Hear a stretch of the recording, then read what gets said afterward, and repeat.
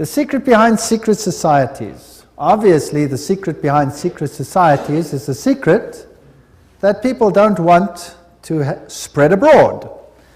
And this particular topic is so serious that I will venture rather to say nothing, very little. But I'd rather let history and the quotes speak for themselves.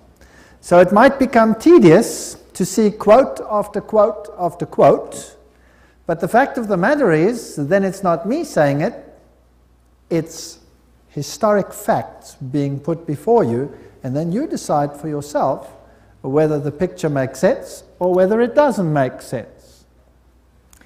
Revelation 17:4, and the woman was arrayed in purple and scarlet colors, and decked with gold and precious stones and pearls, having the golden cup in her hand, full of abominations and filthiness of her fornication.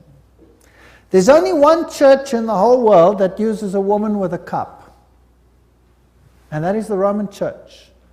And here is Città del Vaticano, using the woman with the golden cup, and she is called Fides on all their documents. Fides. Now what does that mean? Fides. Well, let's go to a Masonic source, a very good Masonic source, written by Albert G. Mackey, the Manual of the Lodge. Albert Mackey was a 33-degree Freemason. It'll become clear as we go through the lectures what this means. And he says, the right hand has in all ages been deemed an emblem of fidelity, and our ancient brethren worship deity under the name of Fides, or fidelity, which was sometimes represented by two right hands joined, and sometimes by two human figures holding each other by the right hand. Numa was the first who erected the altar to Fides, under which the name, the goddess of oaths and honesty, was worshipped. So it means honesty and fidelity, but it is also an image of a female deity. Now, Revelation 17 verse 5 calls this institution the mother of prostitutes. In Revelation 18 verse 7, she says, I sit as queen, I am not a widow, and I will never mourn. So she might have lost some children during the Reformation, but she's going to get them back. I am, and there is none beside me. I will never be a widow or suffer loss of children. She's going to control the world in a spiritual sense. That's what this power says. Now, it's interesting that the Vatican has just recently, September 5, 2000, issued this encyclical, Dominus Iesus, where she says, other churches are no sisters of ours, the Vatican insists. It must always be clear that the one holy Catholic and Apostolic Universal Church is not the sister, but the mother of all the churches. Cardinal Ratzinger said that. He's the head of the Inquisition. They don't call themselves the Inquisition anymore. They call themselves the Congregation for Doctrine and Faith. But it's the same thing. It's even in the same building. Now, she is not the mother, she is not the sister, but the mother of all the churches. That means all the other churches are subject to her, right or wrong. That's what she says. Now in Revelation 13 verse 1 and 2, speaking about the same power, it says, and the dragon gave him his power and his seat and great authority. Now that's a very wow statement. The dragon gave him the power. In other words, this power comes from another source. Now, doesn't Catholicism preach Christianity? Yes, it does. Doesn't it preach Jesus Christ as the Savior of the world? Yes, it does.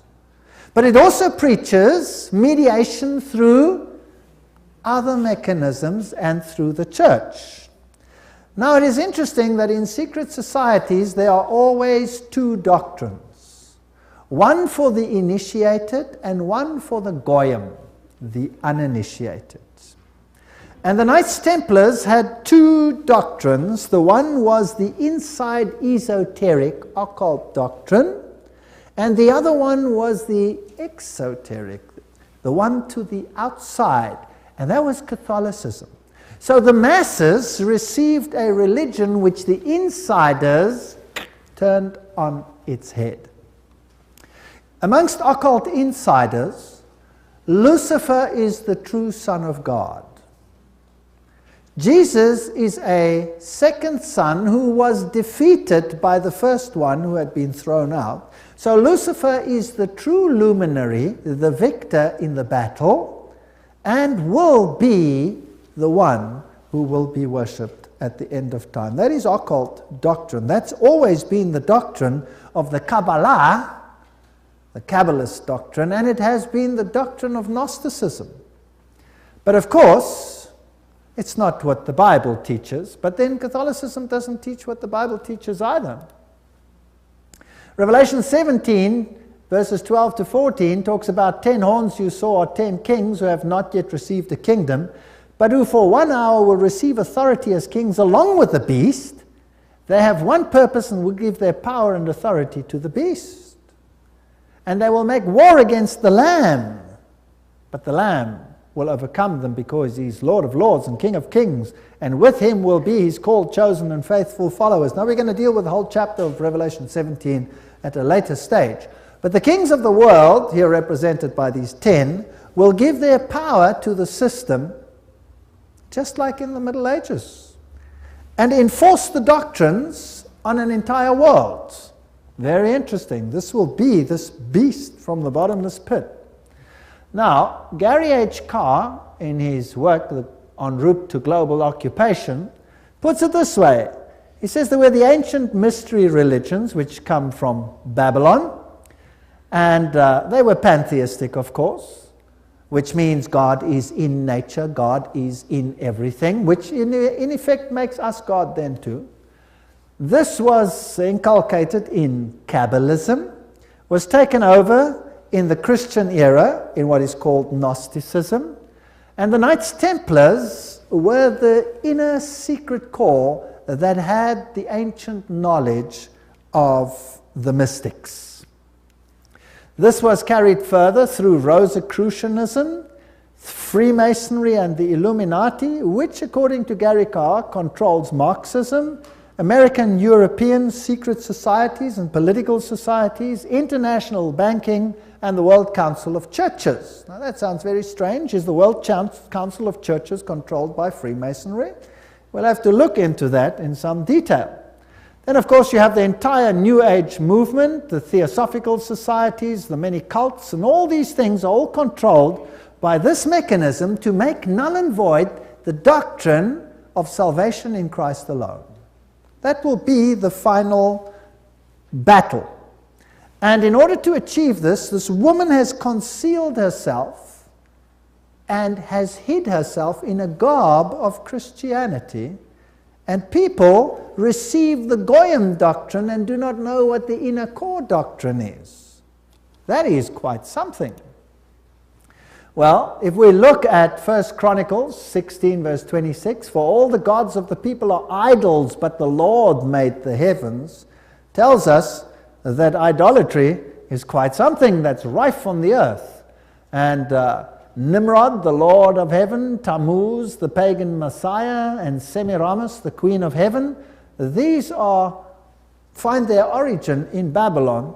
And if you go through all the religions that were propagated in Lebanon, Phoenicia, Babylon, Assyria, Greece, Rome, Egypt, India, China, Mexico, Scandinavia, you have only this same picture under different names. Baal, Tammuz, Ashtoreth, El, Bacchus, Astarte, Belus, Tammuz, Rhea, Ishtar, Ninus, Hercules, Beltis, etc., etc. In Egypt, Ra, Osiris, or Horus, Isis, Hathor, India, Vishnu, Krishna, Isi, or Devaki, and so on and so on. Now, Romanism, the Roman Church, has taken this Trinity and made it Father, Mother, Child, which means that they must elevate the female to the point of deity. And we'll see how they did that and how they are doing that with the sanction of the Pope. So the true Trinity and the Roman Catholic Trinity are two different things. For the Goyim, it's Father, Son, and Holy Spirit. For the inner circle, it's Father, Mother, Child, which is none other than Baal, Tammuz, and Ashtoreth, if you want to take it back to those times. Jupiter is the god who is worshipped under Petrus. the rock. And ubi Petri, where Peter is, there is the church. So here's another rock which takes the place of the true rock. Christianity and the secret societies, we could just summarize it as follows. The old Babylonian religion gave rise to Kabbalism. Via the Essenes and others, Gnosticism came into existence, and Gnosticism was founded by Simon Magus. This comes from no other source than History de la Magie and by Eliphas Levi. Wow, that's a high Masonic source. So Gnosticism, founded by Simon Magus. Then this Gnosticism, with its secret doctrine, was eventually, over time, through many intermediary organizations, carried over to the Knights Templars. And the Knights Templars were a group of a Roman Catholic order, if you like, that were set over the temple site to protect it. And they had strong links to Islamic societies, the Ismailis, the Karmatites, the Fatimites, the Druzes, and the Assassins. And these are very, very interesting, and we'll be dealing with them when we talk about the Islamic connection, what the secret societies actually teach. Just like the Templars had two doctrines, one for the goyim, the uninitiated, and one for the insiders, and the two diametrically opposed to each other, so the secret societies of Islam do exactly the same thing. But that's another lecture. Now the Templars, they had their secret inner information inculcated in the Rosicrucians and the Jesuits. The Jesuits, again, formed and created Freemasonry. And Freemasonry was created as the Protestant arm of the Roman Catholic Church. Unbeknown to them, beguiled, fooled, if you like, into doing the work that Rome wanted them to do, so that Rome could sit in the background while Freemasonry did it for them. And then it wasn't them, it was them. And it was mainly Protestants that were doing it, and not Rome. Very clever. Very, very clever indeed. So now let's have a look at these Knights Templars. Here are some of the representations. This is Desmaloy, the founder of the, or not the founder, but the leader at the time of its dissolution of the Knights Templars. This is what their dress looked like, if you like, and that is one of their symbols. It is a symbol that is used by many churches today. Did you know that? Many charismatic churches use that symbol. That's fascinating. And Jehovah's Witnesses use that symbol as well. We'll come to that in another lecture. Now let's have a look at what Nestor Webster, Secret Societies and Subversive Movements, has to say about the Templars. We're not going to read it all, but you can always, if you get the video, stop the quote. In the year 1118, 19 years after the First Crusade ended with the defeat of the Muslims, the capture of Antioch and Jerusalem, these groups were founded that were eventually established as the Templars, and they presented them with a house near the site of the Temple of Solomon, hence their name, Knights Templars. And they became very famous and a very powerful order which controlled all the finances, the financial world. They were the banking elite of the world, if you like. And then in the year 1128, the order was sanctioned by the Council of Troyes and by the Pope. It was a Roman Catholic order within the church. Now, some years later, October 13, 1307, this order was officially brought to an end by the King of France because it had come to light what they were doing, so it was said. The King of France, Philippe le Bel, had the Templars arrested, and the date was Friday the 13th, October 1307, and since that day, Friday the 13th is a day of bad luck for the entire world. And the charges brought against them were: the ceremony of initiation into the order was accomplished by insults to the cross and the denial of Christ and gross obscenities. gross obscenities. There were all kinds of things reminiscent of Sodom that had to take place there. The adoration of an idol, which was said to be the image of the true God, and that was Baphomet, this symbol over here of the androgenic male-female deity. The omission of the words of the consecration of the Mass, the right that the lay chiefs amongst themselves giving absolution, and authorization of unnatural vice. So they had to curse the cross, trample upon Jesus, swear allegiance to Baphomet, and sanction this with unusual vice. It's a pretty serious crime in those days, so he was sentenced to death. But the order actually didn't disappear. The Pope was very reluctant to say that it was so. Masonic ritual includes references to the Knights Templars. For example here, Secret Societies and Subnervous Movements says, several knights who had set forth the rescue of the holy places of Palestine from the Saracens formed an association under the name of Freemasons, thus indicating that their principal desire was the reconstruction of the Temple of Solomon. And you hear a lot about the reconstruction of the Temple of Solomon today, and the story of Israel and all those interesting things. Now let's go a little bit into some of the history. I'm taking you to this beautiful palace. Where do you think it is? It's in Jerusalem. And it's Notre Dame Vatican. And this is where the Pope has his representation in Jerusalem. It's a palace for a king. There's the Vatican flag flying outside. And there's even a whole lane where you have some interesting papal artifacts. Now in Jerusalem, I went to look up the site of the Knights. And here is the Knights Palace, the Latin Patriarchate. This is where the Knights Templars originally had a site, and the Knights of the Papacy now control this area. This is their symbol that they use. That is also the Knight's shield, which is used by many religions today. The Rema Church uses that symbol, for example. These are the eternal warriors. That is the symbol that they use. There they are they kiss the Pope or the Patriarch's ring. They are knighted just like knights, and they knight highly prominent bankers and individuals such as that. Inside this church, you have, of course, the statue of Jupiter as Peter. Notice that the foot is well kissed. And I didn't want to kiss the foot, so I just stood there.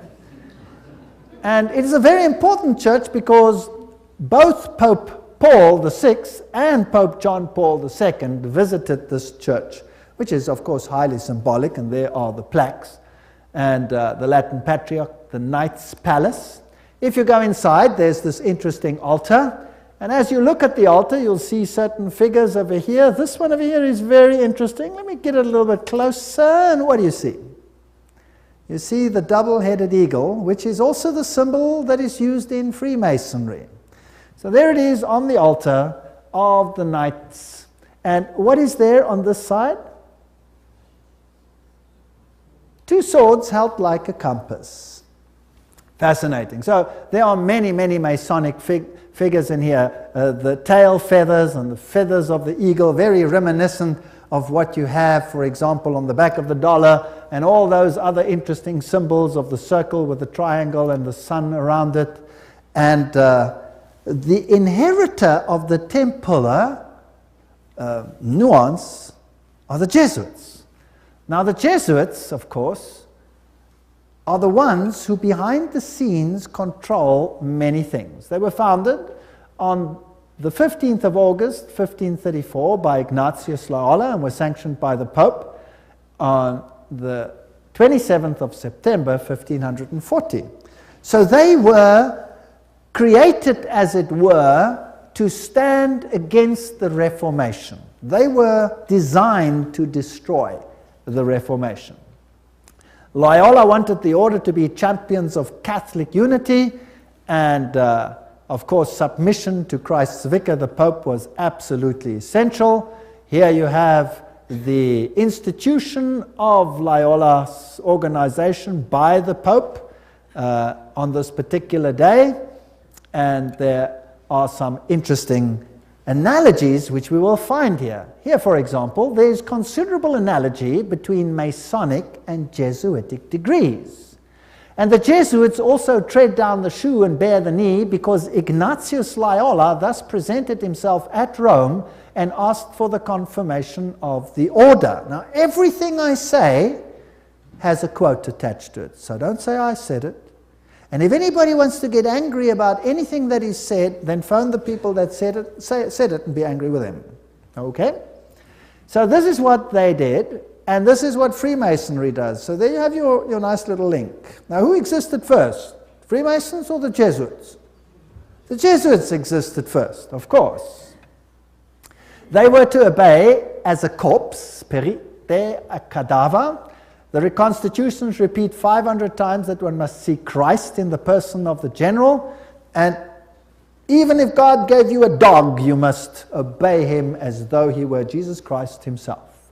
Loyola's statue in a Jesuit retreat, Loyola in vision, the Society of Jesus constituted in the Chapel Notre Dame, Notre-Dame, 1534, now the Chapel of the Sacred Heart in Paris.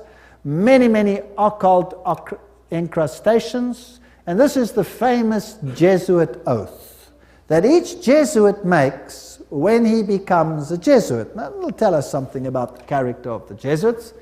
There it says, I, and he fills in his name, in the presence of God and all the saints and all these things, swear that His Holiness the Pope is Christ's vice-regent and is the true and only head of the Catholic Universal Church, etc. It also says here, that this power was given by the Savior, Jesus Christ. He has power to dispose heretical kings, princes, states, commonwealths, governments, all being illegal without his sacred confirmation, and that they may safely be destroyed.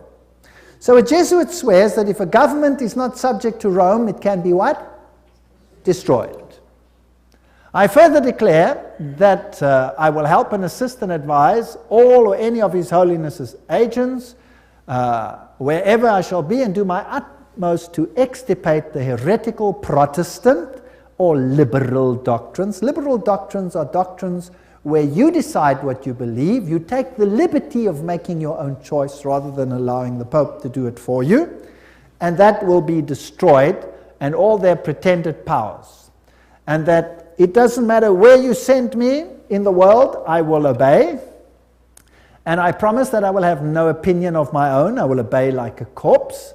And I will make war, secretly or openly, against all heretics, Protestants, and liberals, as I am directed to do, to extirpate and exterminate them from the face of the whole earth. I will spare neither sex, age, nor condition, and I will hang, waste, boil, flay, strangle, bury alive these infamous heretics, rip up the stomachs and wombs of their women, crush their infants' heads against the wall in order to annihilate forever their execrable race. That's quite a nice Christian promise, would you agree? Very Christian promise. Did they do it? Well, the Waldenses, they smashed the children's heads against the rocks to make the parents rescind. In the Ottoman Empire, that's an interesting story, in Serbia and in all those East Bloc countries where they occupied, they took the children, threw them in the air, and caught them on the ends of their bayonets. They were nice people. Now you'll say that was Islam, that wasn't Jesuits. Well, debatable. We'll talk about it another time. And if I cannot do it openly, I will do it secretly. So that is what a Jesuit swears.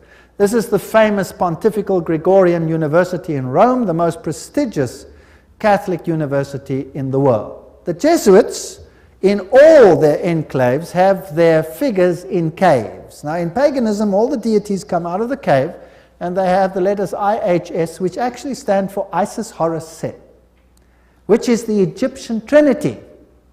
They, of course, say it means Jesus hominum salvator, Jesus the Savior of men, but it doesn't. It means IHS, Isis, Horus, Set.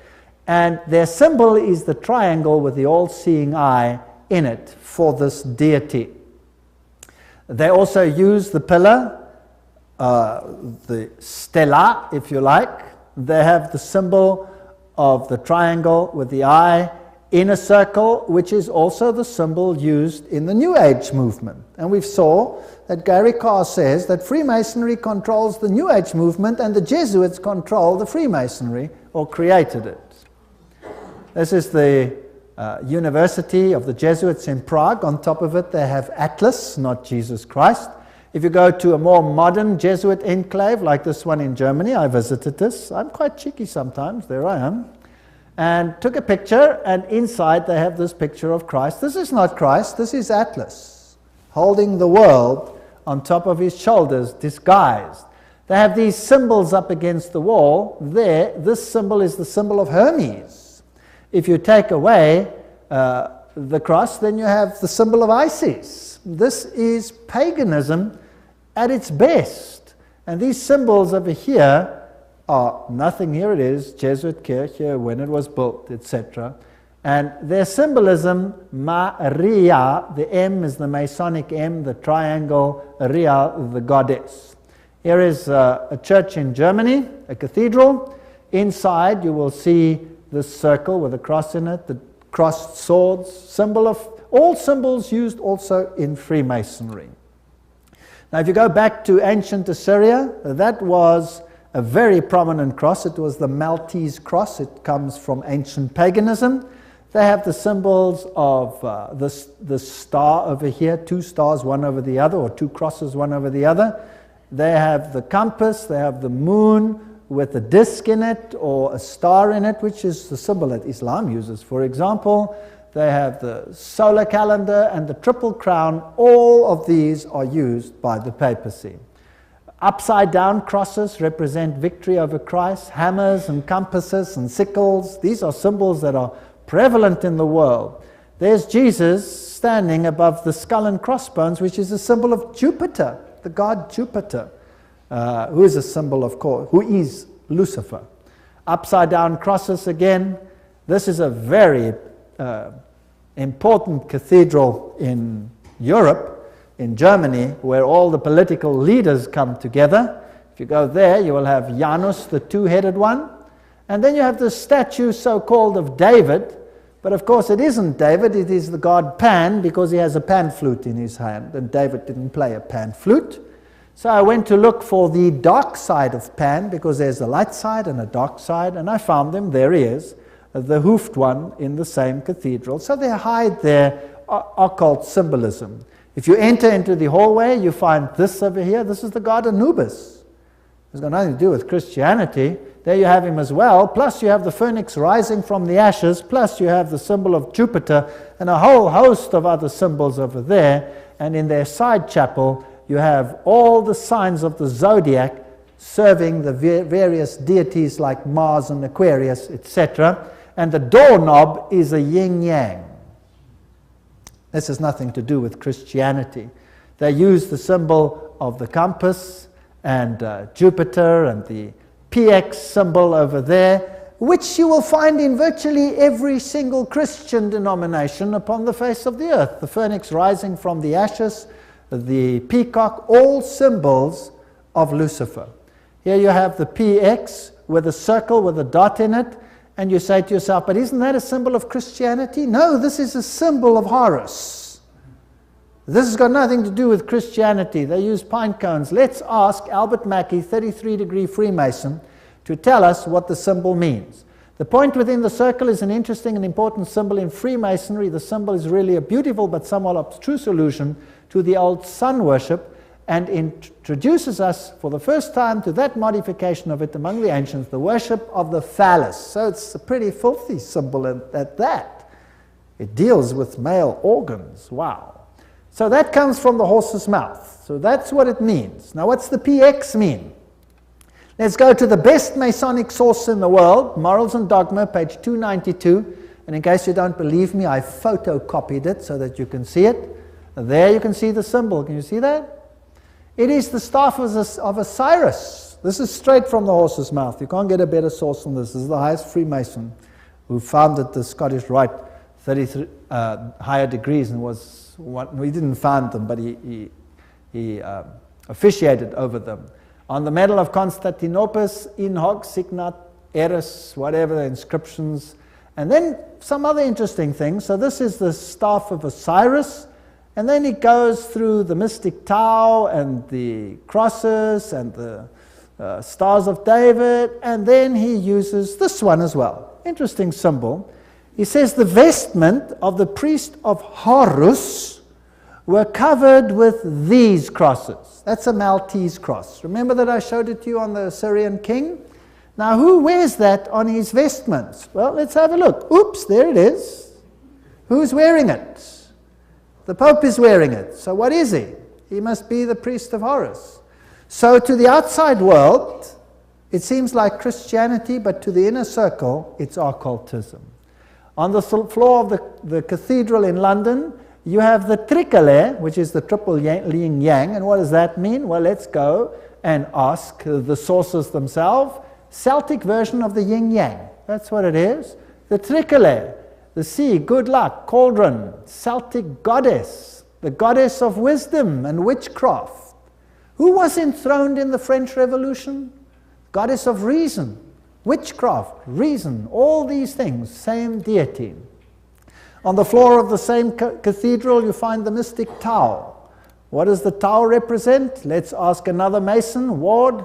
He says it's the symbol of the male creative side of the deity, sign language of the mysteries. So again, it has a sexual connotation. What's it doing on the floor of a cathedral? So the Jesuits are the heirs of the occult religion, and they control the world through their agencies. They stand in the background, create sub-organizations, and everybody thinks they are not active. Let's ask them themselves what they believe.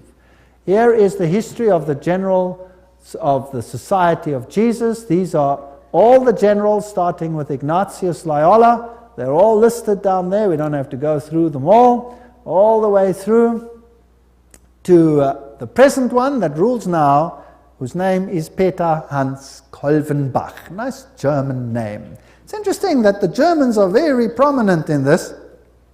Peter Hans Kolvenbach is the head of the Jesuits. Cardinal Ratzinger, another German, is the head of the Inquisition. They seem to be pretty much in control. What does he look like? There he is, Peter Hans Kolvenbach.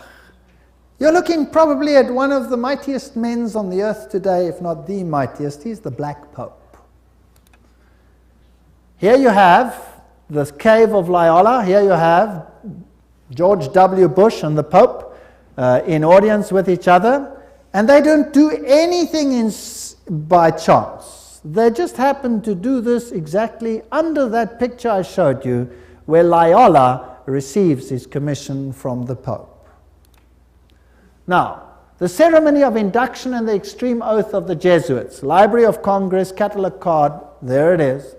You have been taught to insidiously plant the seeds of jealousy and hatred between communities, provinces and states that were at peace, and incite them to deeds of blood involving them in war with each other, and to create revolutions and civil wars in countries that were independent and prosperous, cultivating the art and the sciences and enjoying the blessings of peace, to take sides with the combatants and to act secretly in concert with your brother Jesuit, who might be engaged on the other side, but openly opposed to that with which you might be connected, only that the church may be the gainer in the end, in the conditions fixed in the treaties for peace, and that the end justifies the means.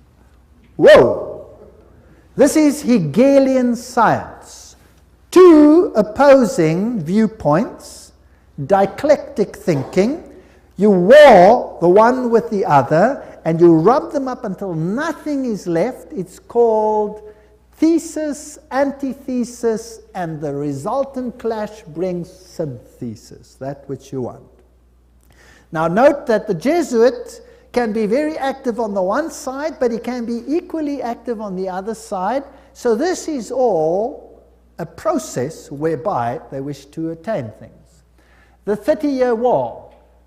And what was that about? The aim and the object was that that war should in truth become a war of annihilation. Besides, was it possible for them to allow peace to be concluded with countries whose rebellious governments had issued a law ruling that no Jesuit should ever again dare to show his face? Do you know that the Jesuits were thrown out of Virtually all countries, including Catholic ones, because they were so divisive. Catholic kings couldn't even take the Jesuits and threw them out. If a Catholic king dared to throw out a Jesuit, that country was destroyed, Catholic or not, and the Jesuits are back. You can take your bottom dollar for that.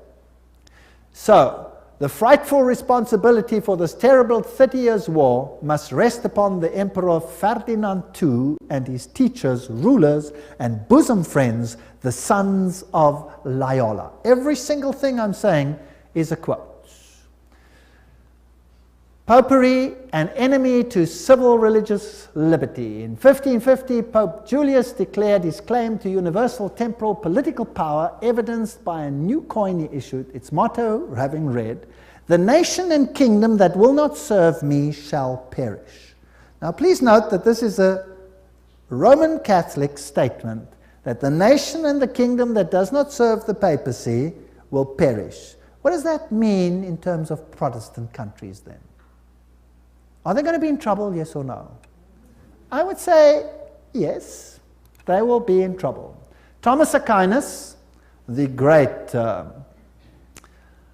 philosopher of the Roman Catholic Church, said, "The Pope by divine right has spiritual and temporal power as supreme king of the world.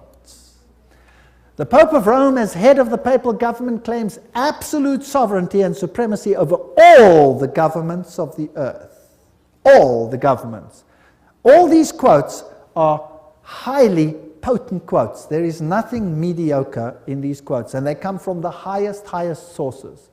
The right of deposing kings is inherent in the supreme sovereignty which the popes as vice-regent of Christ exercise over all Christian nations. Cardinal Henry Manning, 1892, he was Archbishop of Westminster. So, he is in control of all nations of the world. Now it's interesting that the Bible tells us that these words were put on the Christ's cross at the crucifixion. Jesus of Nazareth, the King of the Jews. You read that in John 19:19. But the Roman Catholic crucifix has the words INRI written on it. Now, if you look it up in Webster's dictionary, it means Jesus Nazarenus Rex Iuderum, but in the extreme oath of the Jesuits, INRI means something totally different. It means Iustum necare reges impios, which means it is just to exterminate or annihilate impious or heretical kings, governments, or rulers. That's an interesting point. Now, another thing that they want to do is destroy Protestantism. We cherish at the bottom of our hearts this principle that whatever does not unite with us must be annihilated. And we hold ourselves ready to make, as soon as we shall have the means, an energetic application of these principles. Protestantism is already wearing out and sinking to decay. Yes, we are destined to insult its last agonies, to march over its broken skeleton and scattered bones. Oh, let us hasten this dissolution by our strong and united efforts. Then already, they wrote, Protestantism is becoming decomposed, and we are gaining men of note. This is extracts from The Secret Plan. Those are the worst of the Catholics, the Inquisitors, the Jesuits. They are simply the Romish army for the earthly sovereignty of the world in the future, with a pontiff of Rome for emperor. Something like a universal serfdom with them as master is what is being planned. That's all they stand for. They don't even believe in God, perhaps, the brothers Karamazov. All these quotes. The general of the Jesuits insists on being master sovereign over sovereigns. Wherever the Jesuits are admitted, they will be master, cost what it may. The society is by nature dictatorial, and therefore it is the irreconcilable enemy of all constituted authority. 50 Years in the Church of Rome, written by Father Cheniking. Ignatius Loyola says himself, the power of the general will be so unlimited that should he deem it necessary for the honor of God, he shall even be able to send back, or in another direction, those who have come direct from the popes. So this is a powerful order. Friedrich von Hartenberg said, Never before in the course of the world's history has such a society appeared. The old Roman Senate itself did not lay schemes for world domination with greater certainty of success. They want world dominion, with the Pope enthroned as the universal ruler.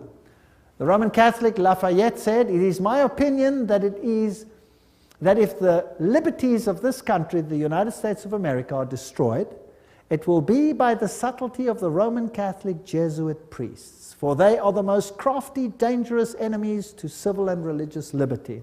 They have instigated most of the wars of Europe." These are prominent people speaking.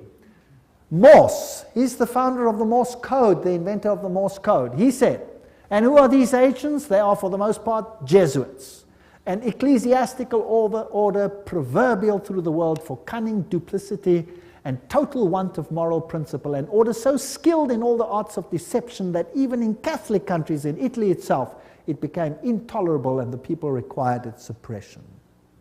That's another prominent man. Archduke Maximal Francis said, "They have so constantly mixed themselves up in the court and state intrigues that they must in justice be reproached with striving after universal dominion."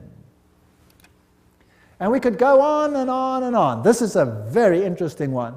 This is Michelangelo Tamburni, 1720. This is the Jesuit of the general of the Jesuits, the general speaking to the Duke of Brancas, and he said the following: "See, my lord, from this room I govern not only Paris but China. Not only China but the whole world without anyone knowing how 'tis managed." Interesting. This is what the Jesuits themselves had to say. The Pope's confessor has to be a Jesuit. And the Pope himself has to come to a Jesuit to confess. The Vatican Empire, everything I say is a quote. This here is Jean-Baptiste Janssen. He ruled from 1946 to 1964, and he looks like a charming gentleman, very cheerful. But nevertheless, you can see that this photograph was taken from the Saturday Evening Post, 1959, and this is what he is in command of. And now we will want to deal with these issues in the next session. He controls the following secret societies: the Sovereign Military Order of Malta. So he is in control of the Knights of Malta. The Scottish Rite Shrine of Freemasonry, the Order of the Illuminati, the Knights of Columbus, the Knights of the Ku Klux Klan, B'nai B'rith, the Nation of Islam and its private army called the Fruit of Islam, the Mafia Commission, Opus Dei, along with a host of lesser brotherhoods.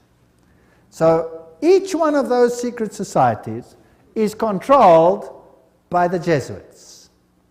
How do they control it, and what is their aim? And who is a member, for example, of the Knights of Malta? Who today is a member of the Knights of Columbus? Who is a member of B'nai B'rith? Who controls the Fruit of Islam? Who controls Opus Dei? Who controls Skull and Bones and all the other secret societies, and what is their agenda? That is what we have to find out.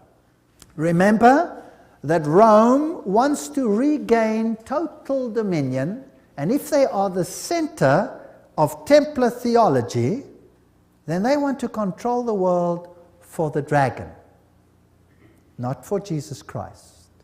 The dragon gave them their power and their seat and great authority. This is scary. And this power must be in control in your country as well as in mine. But the good news is that Jesus foretold it. We read it in Revelation, and he says no matter how they confederate, no matter how they scheme, the kingdom is going to go to whom? It's going to go to Jesus. Jesus wins. So there's nothing to be afraid of, but I will show you these secret societies in the next session, and I will show you who the members are.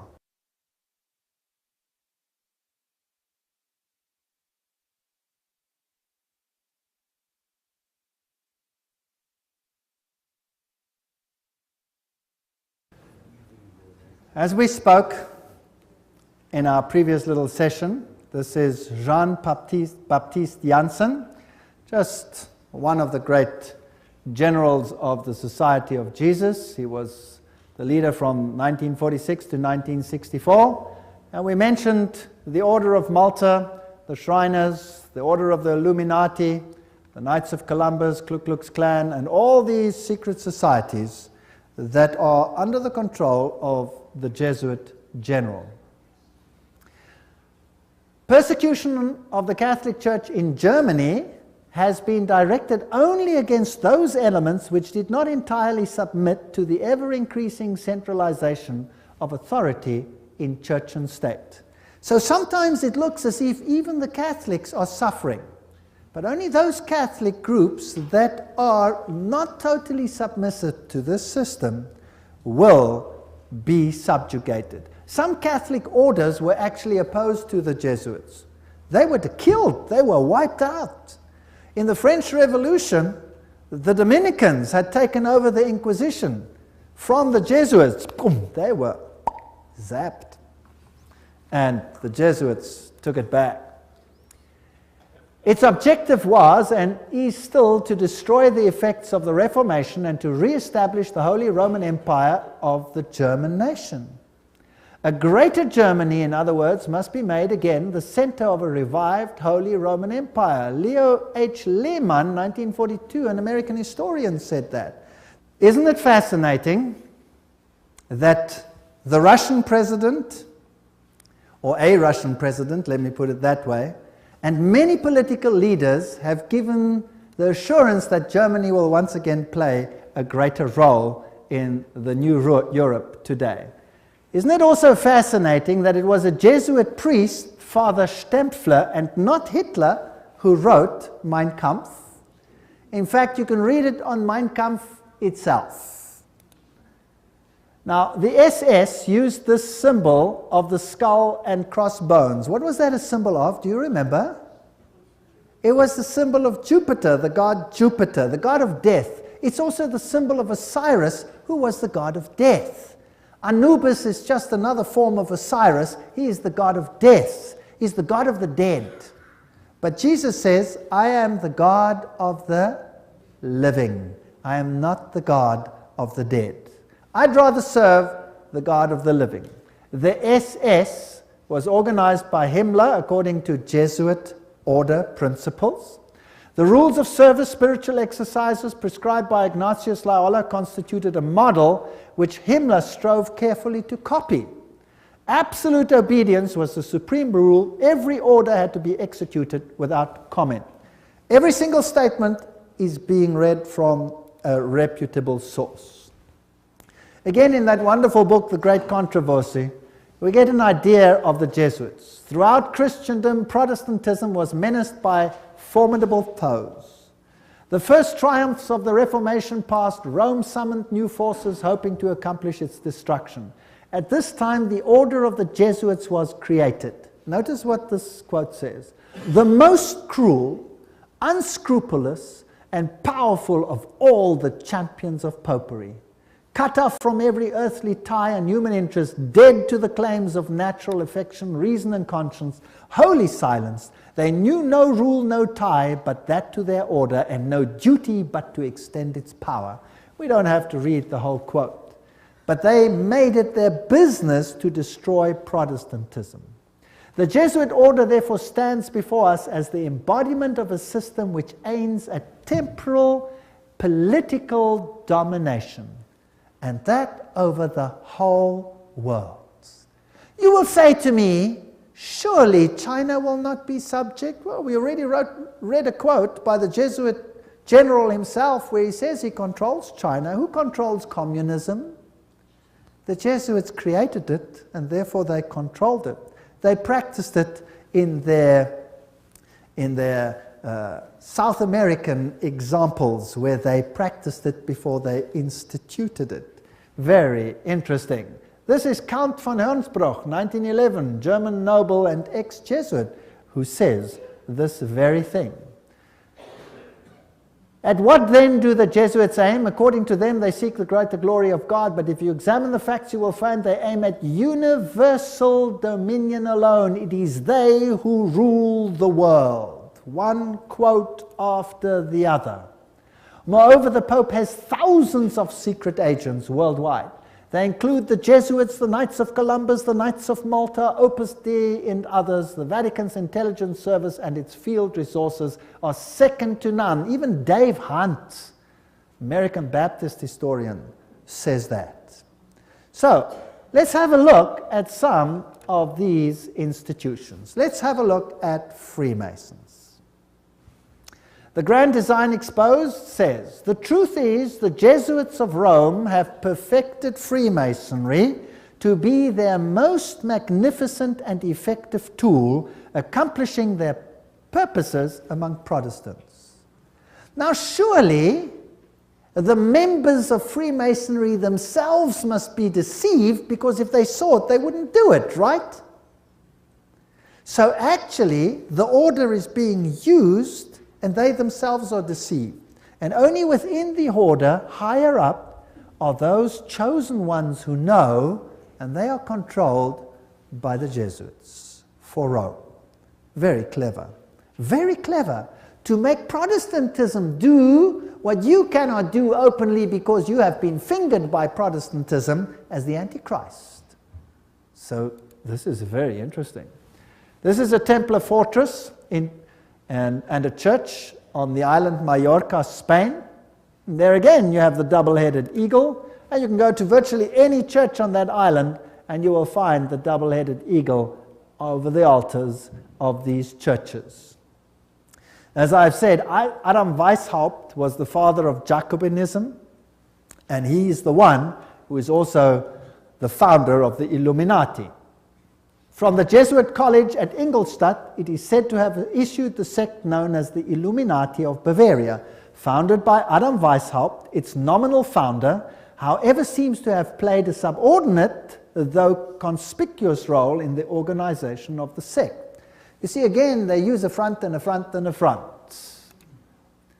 Now, here are two Jesuit generals. This one over here is General Ricci, and this is General Ledochowski. And very interesting, this one over here, 1773 to 1814, he ruled during the order's suppression. Now notice this, the Vatican itself suppressed the Vatican, the Jesuits, between 1773 and 1814. What happened to the Vatican in that time? There was a mortal wound. And the Pope was taken into exile and he died. Isn't that correct? So who gave the mortal wound to the papacy? The own order in the own church. Power struggle. And he created, in his time, the Illuminati was created through Weishaupt. And, of course, is also the father of modern communism, who with his Jacobins conducted the French Revolution. Years later, Jesuit General Ledochowski with his Bolsheviks conducted the Russian Revolution in 1917, and it's identical to the other revolution. And I will deal with that when I give a lecture on revolutions and wars and dictators later in the series. France's greatest authority on the Jesuits, Edmond Paris, said, the Russian Revolution, by eliminating the Tsar, protector of the Orthodox Church, had it not decapitated the great rival and helped the penetration of the Roman Church? We must strike while the iron is hot. The famous Russicum, Russian College of Rome, is created in 1929, and its clandestine missionaries will take the good news to its schismatic country. 1 century after their expulsion by Tsar Alexander I, the Jesuits will again undertake the conquest of the Slav world. And did the poor Slavic world suffer? They were slaughtered by the millions. History will show what happened there when Stalin, probably one of the greatest mass murderers of all time, did his thing.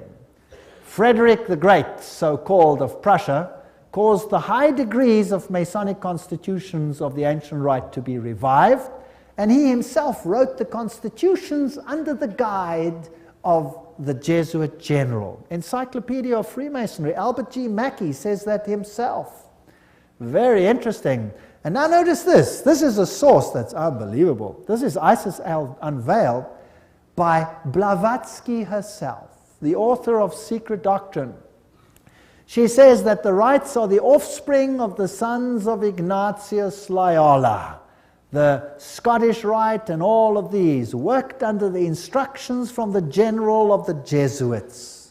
So who controls Freemasonry? The Jesuits, there's no doubt about it. Here, we have confirmed the induction of the Knights Templar Mason into the councils of the said order of knighthood, and hoping in confiding that he will ever be so demean himself as to conduct to the glory of IHS, the most holy and almighty God, and to the honor of the mark we do recommend. There's a ritual in Freemasonry which is totally Jesuit.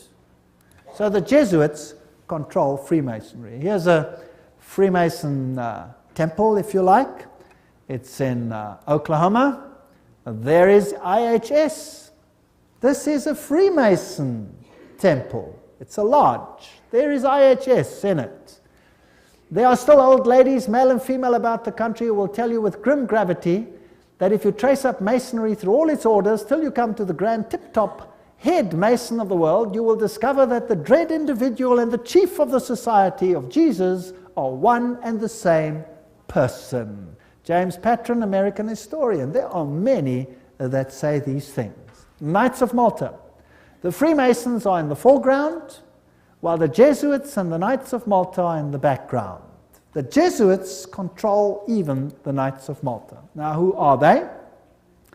Well, they are headquartered in Rome, these knights. They used to be on an island, but besides that, they used to be a military order. They are still a military order. They are knights.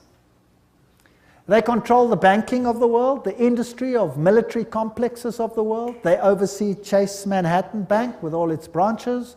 They rule all the intelligence communities, the KGB, the CIA, and all of these things to restore the Dark Ages. Everything I'm saying is a quote. I'm saying nothing. Don't accuse me of saying anything. I'm just reading. Who are they? Well, here's the head of the Knights of Malta at the moment in America. Well, he's dead now. This is Francis Joseph Cardinal Spellman, Cardinals of New York. And their headquarters is St. Patrick's Cathedral, the diocese of the Archbishop of New York. There are the various ones. Here's Terence Cardinal Cook. Then was Cardinal O'Connor, and currently Cardinal Archbishop of New York, Edward M. Egan. Now let's have a look who the members of the Knights of Malta are. That should be interesting. Some past, some present.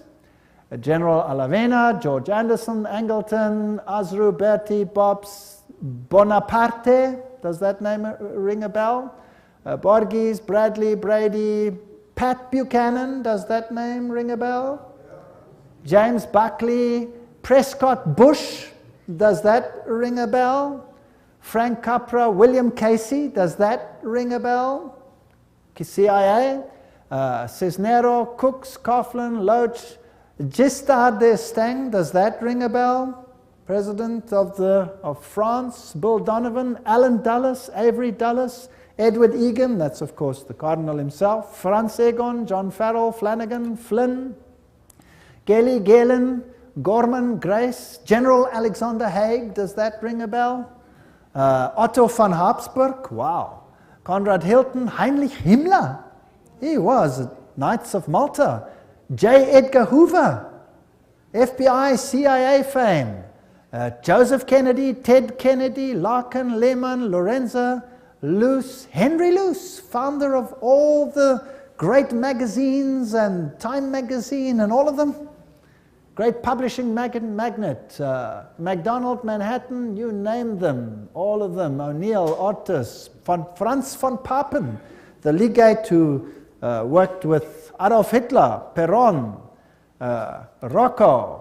The list goes on and on and on. Frank Shakespeare, Martin Shea, even Frank Sinatra was a Knight of Malta, for interest's sake. So there are prominent men who are Knights of Malta. Now what about the Knights of Columbus? The founder of the Knights of Columbus is Father Michael McGivney. He lived a very short time, then he died. He was very young. He died at the age of 38. There is their emblem, and this is their official home webpage. You can just take it straight off, and you can see something fascinating. What is that? Hello? Do you remember what it is? A little bundle of rods that you also found in the French Revolution, right there in the Manifest of Human Rights. What is it? Fasciae. And they've got a wreath around them. What does that mean? All power in one man. Who will that man be? Who do the Knights Columbus, founded by a Roman Catholic priest, want to see the power vested in? The Pope, of course. The Knights of Columbus, founded at New Haven, Connecticut, 1882. Then it was already considered 300,000 strong. Only Roman Catholics are eligible. It is initiative to service in 4 degrees. It's the heart and soul of politics. You cannot get into politics if you don't have the stamp of approval of these guys. The fact is well known to political machines and non-Catholic politicians whose candidates must receive the approval of Rome and the Knights before they dare nominate them for either dog pound or presidency. The Knights of Columbus' principal business is politics, a Jesuitical politics. A menace to the nations, Jeremiah Crowley, there's the quote. These are serious accusations. There they are, with their fasciae, which will become clearer as we go on, and we can see where we are heading. For today, Rome considers listen to this. Today, Rome considers the fascist regime the nearest to its dogmas and interests. We have not merely the Reverend Jesuit Father Coughlin praising Mussolini's Italy as a Christian democracy, but their official magazine, which is Civiltà Cattolica, this is the official Jesuit magazine, says, this is the house organ of the Jesuits, says, fascism is the regime that corresponds most closely to the concepts of the Church of Rome. This is scary. Have you noticed lately that there is more and more control? Have you noticed some of these things? Have you noticed that you are being treated more and more like someone who has to bow 20,000 times before the powers? Then there is the organization Opus Dei. Is a semi-secret religious lay order with paramount objective is total support of the papacy. And these people walk around with clamps that tear into their flesh so that they have constant pain with every movement to remind them of their obligation. And they have high members, like presidents, for example, of Portugal is an Opus Dei member. Then we have the Skull and Bones organization. And who are they? Well, they have this interesting skull and bones. What does it represent? You know that by now. Jupiter. And they have the number 322. If you look up Genesis chapter 3, verse 22, you will find, now man has become like one of us, knowing good and evil, raising man to the level of deity. This is Yale University, the place where they are. Now let's consult one of the greatest authorities on skull and bones. That is Anthony Sutton. Let's ask him who he is. Educated at the Universities of London, Göttingen, California, former research fellow at the Hoover Institute, Stanford University, as well as economics professor of California State University. He had the guts to speak out and write a book, and it cost him dearly. But nevertheless, let's quote him. There is the book. Anthony Sutton, America's Secret Establishment, an Introduction to the Order of Skull and Bones. So that I don't say it, let's quote it. Skull and Bones, it's over, it's Bush. Bush won the election. Let's watch this video. Yale University, the scions of America's first families confess their sexual exploits from a gruesome coffin. In a smoke-filled room, a handful of power brokers manipulate the global economy. These are the purported activities of some of America's secret societies, groups with names like Bilderberg, Skull and Bones, and the Trilateral Commission. The Skull and Bones Society is founded in 1832 by 15 seniors at Yale University in New Haven, Connecticut. They establish a secret society with rules and rituals that remain unchanged to this day. The Skull and Bones initiation ceremony is said to be held in April in the tomb's basement. One distinguished member serves as master of ceremonies. Once in robe, he is known as Uncle Toby. The shortest senior is appointed Little Devil and dons a satanic costume. A bonesman with a deep voice is dressed as Don Quixote. Another is dressed as the college's founder, Elihu Yale. Still another is given papal vestments. It would all be funny if it weren't for the fact that among the former bonesmen are 3 presidents: William Howard Taft, George Bush, George W. Bush, numerous senators and ambassadors, industrialists like William Whitney, CIA agents, State Department officials, and publishing magnate Henry Luce. Absolute secrecy is also required. In his 1999 autobiography, George W. Bush devotes just one sentence to his membership in Skull and Bones. Quote, "My senior year, I joined Skull and Bones, a secret society so secret, I can't say anything more."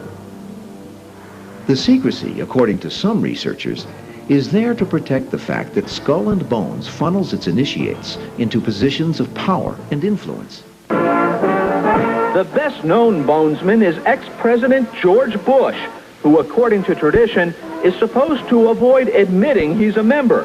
Mr. President, are you a member of Skull and Bones? American Journal got a similar response when we recently asked George Bush Jr., the governor of Texas, about his membership. Does it still exist? I mean, the thing is so secret, I'm not even sure it still exists. Okay, so you'll see that George W. Bush is a member. They lie in a coffin. They bow down before a papal figure, swear allegiance. They do all kinds of weird sexual things in a coffin, which I'm not going to explain what they do here. It's pretty vile. And these are the presidents of the most powerful countries in the world, and they belong to secret societies such as this. Let's look at the real world. Now, we're soon to have an election, and here is the German newspaper, Financial Times, Deutschland, February 2004, which confirms that Kerry, the opposition leader who is going to stand against George W. Bush, is also a member of Skull and Bones. So really, what's the point in voting if both of them belong to the same camp? What these people believe and what they are all about, we will have to see in one of the next lectures. The order, what it is and how it began. Those on the inside know it as the order. Others have known it for more than 150 years as Chapter 322 of a German secret society. That is very important. In fact, this was discovered when they broke in and stole some of the papers at that institution. It is officially known as the Russell Trust of 1856, or as the Brotherhood of Death, because they serve the god of death, who happens to be Anubis, if you like, Osiris, if you like, or Jupiter. The American chapter of the German order was founded in 1833 at Yale University by General William Huntington Russell, and Taft, the only man to be both President and Chief Justice of the United States. Interesting. Now, the German order, what does this actually mean? The Illuminati had its origin at the University of Ingolstadt, and recruits were from the student Corps. Of course, they had to be students with high connections, you know, sons of very high insiders. The order had its origin in Yale in 1833, but Skull and Bones is a chapter of a German secret society. So, which organization does it represent? Active members have enough influence to push their sons and relatives into the order, and there's significant intermarriage amongst the families, and they fall into major categories, two major categories. We find the old line, American families. Second, families who occupy great wealth. When he's initiated into the order, he says, tonight he will die to the world and be born again into the order, as he will henceforth refer to it. The order is a world unto itself, in which he will have a new name, and 14 new blood brothers also with new names. Now there's also a British chapter which was established at Oxford University and All Souls College, and the British element is called the Group. So the Skull and Bones is not the only one. You have the Group, and then you have a European order as well. So the Group links to the Jewish equivalent through the Rothschilds, the Inner Circle, and so there is a worldwide secret organization which has the highest individual in industry, government, all facets of life. And they actually are the most prominent rulers in the world today. And if they are a chapter of a German society, then they are the Illuminati. And George W. Bush said that there are 1,000 points of light illuminating the world at the moment. It's interesting that the order writes many constitutions. The members write constitutions. For example, Archibald MacLeish, who is a member of Skull and Bones, or was, he wrote the constitution of UNESCO. Now we're going to have to deal with UNESCO and find out what it's about. Churches, the Union Theological Seminary is under the control of Skull and Bones. A very interesting seminary. We'll deal with these in more detail in another lecture. Major establishment of law firms, communications and industry, the Federal Reserve, and all of these are controlled by the order. This is how Chapter 322 operates. There's a central inner core. Notice that this is actually the all-seeing eye, the wedge of the eye, but that's something else. There's an inner core, there's an inner circle, there's an outer circle, there's an Atlantic circle, the Bohemian Club, notice there, Bohemian Club, part of Skull and Bones. Pilgrim Society, Penumbra Order, Chapter 322 of the Order, the Trilateral Commission. That's how it's put together.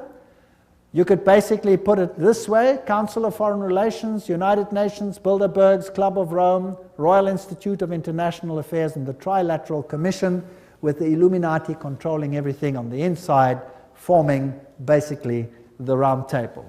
Now you saw that the Bohemian Club is part and parcel of the issue. Now what is this Bohemian Club?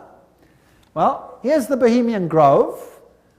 The August 2, 1982 edition of Newsweek reported, this is just another quote, the world's most prestigious summer camp, the Bohemian Grove, is now in session 75 miles north of San Francisco. It's in a forest. It's a fortress.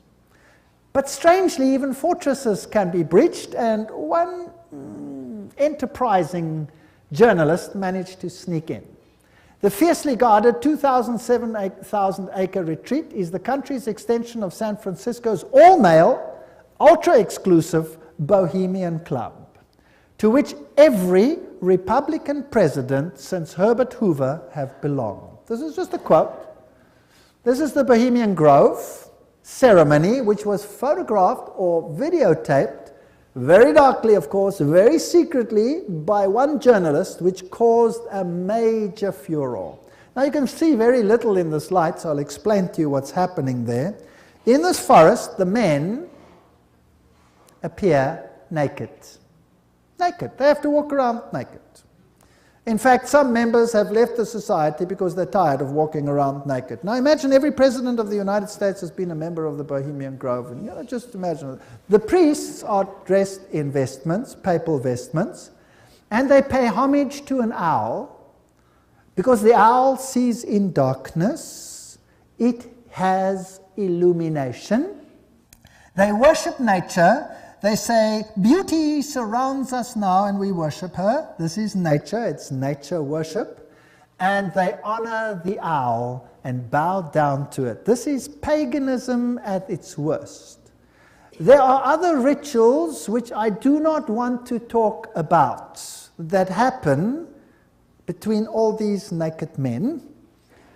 And if you read your Bibles, you will find that those who worshipped in the groves were called the perverted ones. They were people of high position and were amongst the highest of society. And periodically a good king came along and cleaned up, but then they always came back into power. This is nature worship, this is pan worship, this is Luciferian worship, and the presidents of the world are members. Let's look at the Bohemian Grove video. There's the papal vestment. In his leafy temple, let all within the grove be reverent before him. Lift up your heads, O ye trees, and be ye lifted up, ye everlasting spires. For behold, here is Bohemia's shrine, and holy are the pillars of this house. There's the owl. For beauty is eternal, and we bow to beauty everlasting. For lasting happiness, return to one alone, and she surrounds you now. Great nature, refuge of the weary heart. We bow to one alone, great nature. She is ever faithful. Other friends may fail, so must ye come as children. Little children that believe nor ever doubt her beauty and her faith. Bohemians and priests, our funeral pyre awaits the corpse of care. Grandson of all mortal wisdom. Owl of Bohemia, we beseech thee, grant us thy counsel. Owl of Bohemia, grant us thy counsel.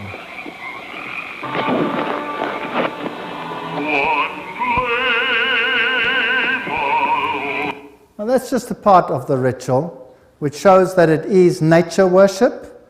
It is condemned in the Bible, and yet who are the members? Let's continue. This is an article in Mother Jones, August 1981, volume 6, page 28, and reports who the prominent members were. For example, George P. Schultz, Stephen Batchelor, Gerald Ford, Henry Kissinger, William Buckley. Can you imagine them all walking around naked, worshipping a stupid owl? I mean, that's so pathetic.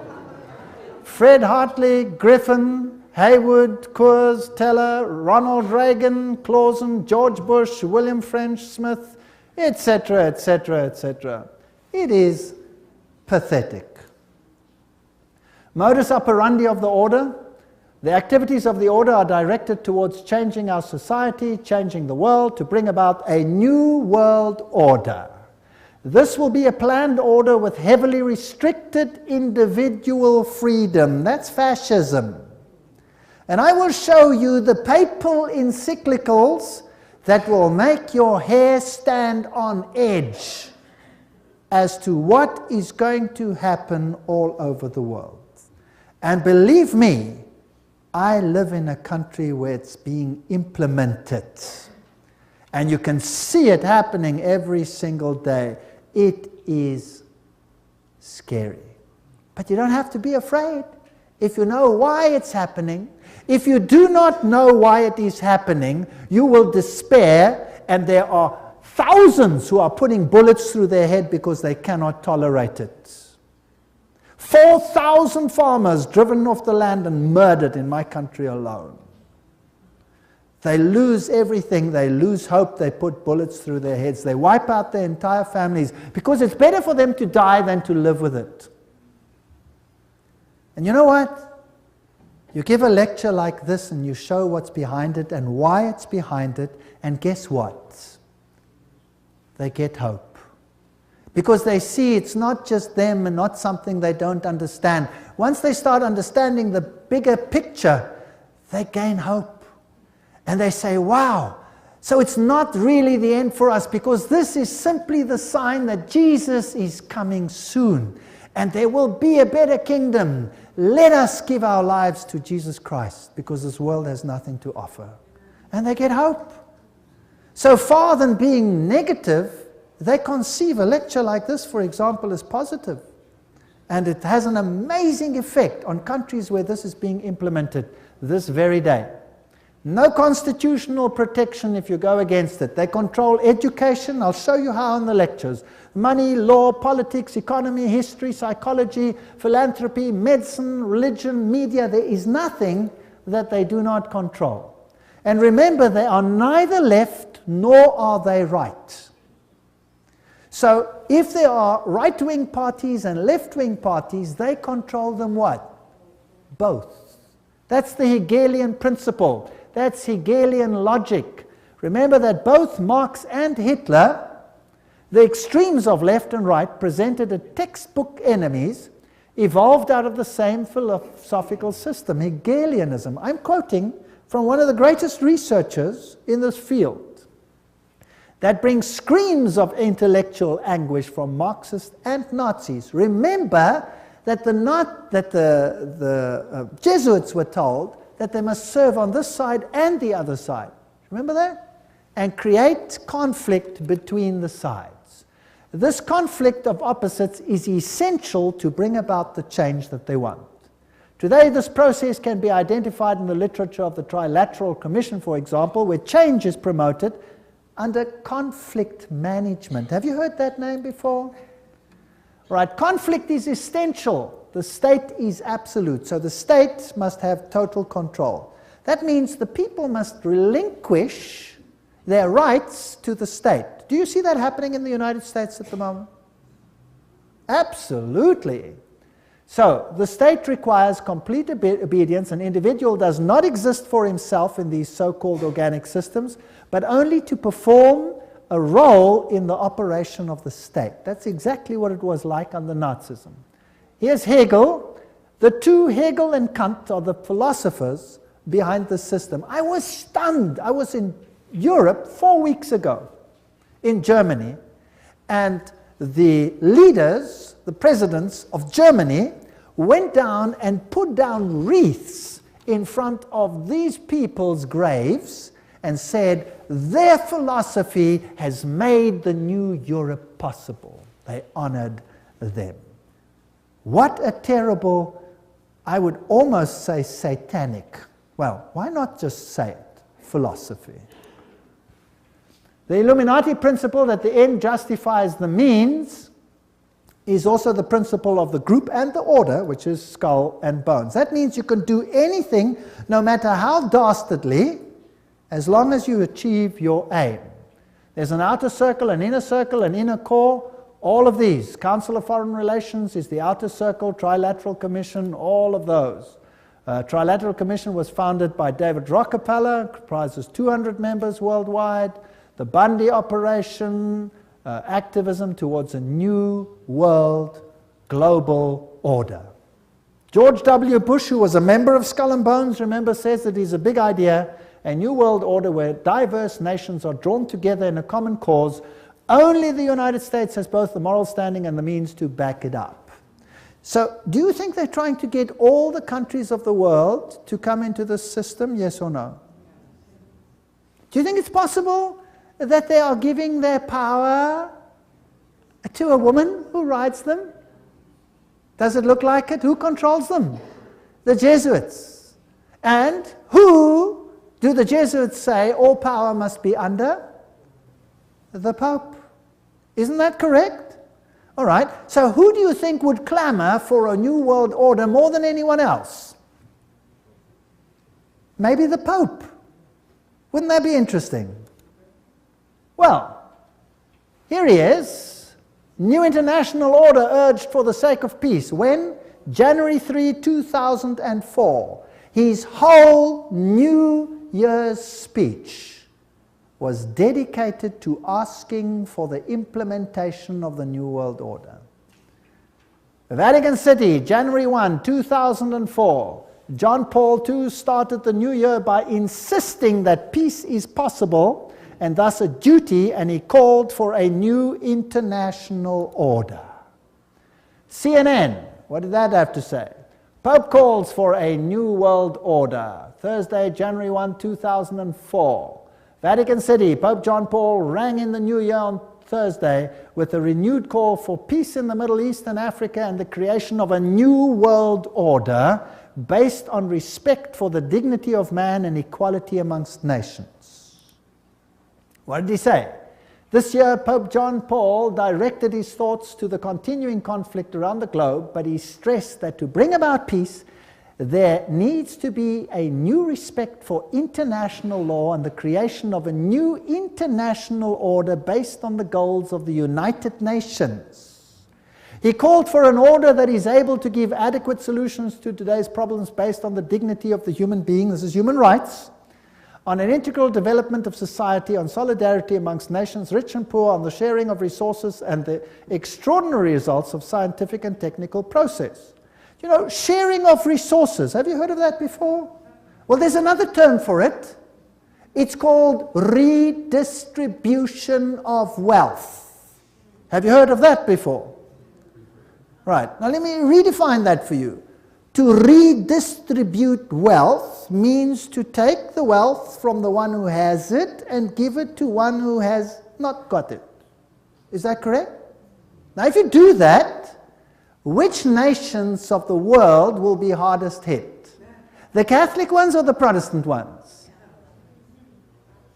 The Protestant ones are the rich nations. Everywhere you can draw a line. Now I will show you in the lectures that come that there are encyclicals which define how the redistribution is to take place. And how it is happening and how the encyclical says it should take place is what I can see happening in my country without the government lifting a finger against it. It is defined by need, as we will see. Now, there's another word for taking from one who has and distributing it to someone who does not have. It's called theft. Stealing. Thou shalt not steal, says the Bible. The Pope in Rome says, thou shalt steal. He does. Literally, I'll show you his encyclical. You will be stunned. This New World Order is going to be an exciting place. I don't want much part of it. Fortunately, my God says, my kingdom is not of this world. If it were, they would fight for me. But it is not of this world. My kingdom is up there. There where your treasure is, there your heart will be. I have managed, because I live where I live, to loosen myself from that which I own, because I know that it means nothing anymore. Do you know that in my country, if you go on a holiday, and you stay away for a while, and you come back, and your house is occupied, that you cannot put the new tenants out, even if the house is yours? Did you know that? Because they have need, therefore they have the right to take it, whether you own it or not. And this is not a joke, this is a fact. Scary. But who cares? I serve a God who has promised the most wonderful things, even temporal things, to those who serve him. Wonderful promises. I go to prepare a place for you, and I will come again to take you where I am also. In my Father's house are many rooms. I go. Actually, it doesn't mean rooms, it means mansions. God has prepared things for us which make this world sick by comparison. So let them have their kingdom, let them have their fun, because my God says this world will come to an end and the kingdom of God will reign forever and ever and ever. Don't miss the next lectures. We're now on a roller coaster ride that will take you to exciting places. Thank you for coming.